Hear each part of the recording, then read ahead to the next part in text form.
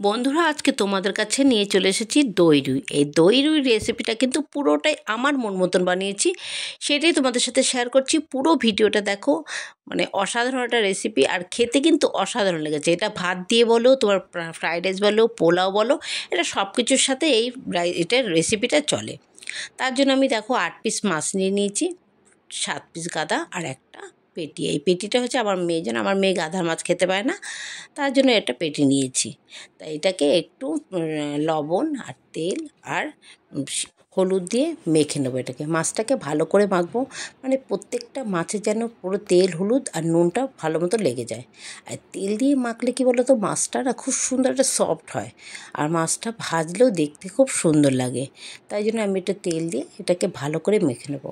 বন্ধুরা, তোমরা কিন্তু পুরো ভিডিওটা দেখো, ভালো লাগলে একটা লাইক করো, একটা কমেন্ট করো।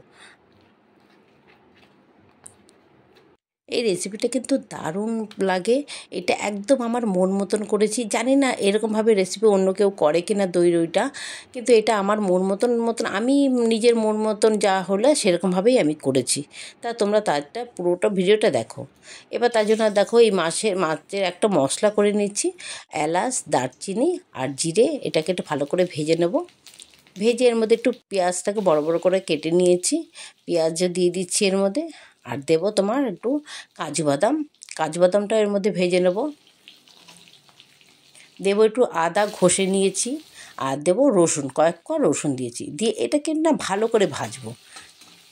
যখন নাকি দেখবে যে পেঁয়াজগুলো ছেড়ে দিয়েছে, পাপড়িগুলো ছেড়ে দিয়েছে, তখন ভাবে যে এটা ভাজাটা প্রায় হয়ে এসছে। দেখো পাপড়িগুলো ছেড়ে ছেড়ে দিচ্ছে, তার মানে এটা ভাজাটা হয়ে এসছে।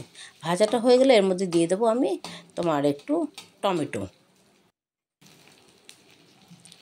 এই টমেটোটা দিয়েও ভালো মতো ভাজার পর একটু দিয়ে দেবো, সব কিছু সরিয়ে দিয়ে একটু মানে পোস্ত দিয়ে দিয়েছি মাঝখানে। এটা যখন পেস্ট করবে না, পোস্তটা তো পুরোটা গুঁড়ো হয় না, পোস্তটা একটু দানা দানা থাকে, মুখে পরে পোস্তটা মানে এতটাই টেস্টি লাগে খেতে, কি বলবো তোমাদের। দেখো এটা কিন্তু আমার ভাজা হয়ে গেছে। একটু লবণ দিলাম, কারণ তাহলে টমেটোটা আর পেঁয়াজটা একটু নরম হবে। দেখো কত সুন্দর লাগছে দেখতে ভাজাটাই। এবার এটা একটু ঠান্ডা হবে, ঠান্ডা করে এবারটি আমি মিক্সিতে বেটে নেবো। এটা ঠান্ডা করে তারপরে, ঠান্ডা হয়ে গেছে, এবার আমি এটা মিক্সিতে পেস্ট করে নিচ্ছি। দেখো হয়ে গেছে পেস্ট। এবার আমি মাছগুলো এক এক করে ভেজে নেবো। এটা কিন্তু মাছটা আমি কড়া করে ভাজবো না, একদম হালকা করে ভেজে নেবো। হালকা করে ভাজবো, কিন্তু দেখতে এত সুন্দর লাগে যে, যেহেতু তেল নুন হলুদ দিয়ে এটা মাখানো হচ্ছে, আর কিছুক্ষণ যেহেতু মাখিয়ে রেখেছি আধ ঘন্টা খানিক, কিন্তু বিশেষ করে মাছটা ভাজাটাও দেখতে খুব সুন্দর লেগেছে।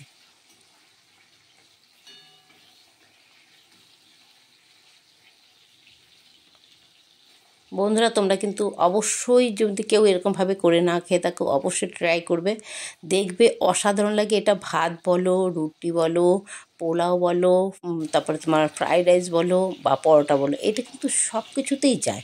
এটা অসাধারণ একটা টেস্টি লাগে খেতে। মাছটা আমার কিন্তু ভাজা হয়ে গেছে, দেখো কত সুন্দর লাগছে। মাছটা কিন্তু আমি কড়া করে ভাজিনি, একদম হালকা হালকা করেই ভেজেছি। এটা আবার বেশি কড়া ভালো লাগবে না, একটু মানে আবার বেশি হালকাও না, বেশি কড়াও না, মাছটা ভাজতে হবে। তো এমন করেই সব কটা আমি মাছ ভেজে তুলে নিচ্ছি।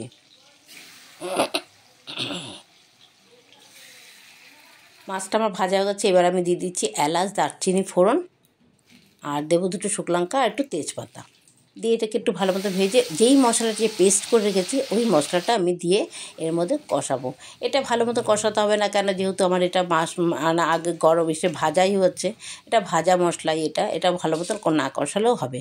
এর মধ্যে দিয়ে দেবো পরিমাণ মতো লবণ, একটু চিনিটা কিন্তু অবশ্যই, যেহেতু টক দই পড়বে চিনিটা অবশ্যই লাগবে। আর দিয়ে দিলাম একটু জিরের গুঁড়ো।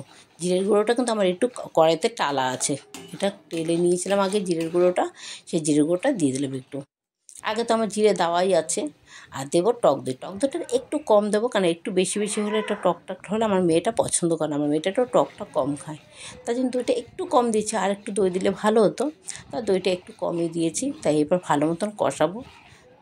দেখো কালারটা দারুণ এসছে বন্ধুরা, কত সুন্দর লাগছে দেখতে কালারটা। এই কালারটা দেখেই মনে হচ্ছে না যে কত সুন্দর টেস্টি, সত্যিই বন্ধুরা খুব টেস্টি হয়েছে। এবার যে দইয়ের বাটিটা ধুয়ে জল দিয়ে দিলাম, আর একটু মশলা বাটিটা ধুয়ে জল দেবো। এবার এটা যখন ফুটে আসবে, তখন আমি মাছগুলো এক এক করে ছেড়ে দেবো। বন্ধুরা, তোমাদের এই ভিডিওটা কীরকম লেগেছে অবশ্যই কিন্তু কমেন্ট করে আমাকে জানাবে। আর রেসিপিটা একবার করে খেয়ে দেখো, অসাধারণ লাগে খেতে। আমার মেয়েটা বলছে, মা একদম একটা অন্যরকম টেস্টি দই, মানে দই দিয়ে রুই মাছ, দই কাতলা খেয়েছি, কিন্তু এই মাছ এই টেস্ট মানে রেসিপিটা একদম অন্যরকম লেগেছে। আমার মেয়ের দারুণ লেগেছে, আমার হাজব্যান্ডের দারুণ লেগেছে।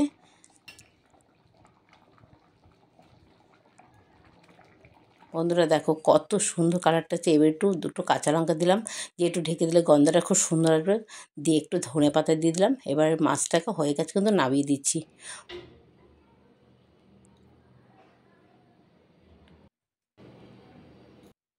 কত সুন্দর লাগছে বন্ধুরা, দেখো এটা কিন্তু দারুণ দারুণ লাগছে বন্ধুরা। এটা মানে কী যে বলবো, খেতে তোমাদের খেতে যে এতটা টেস্টি হয়েছে সে বলার মতো না।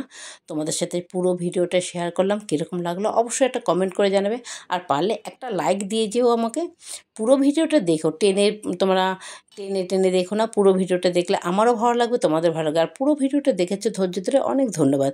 আবার আসবো পরের ভিডিও নিয়ে।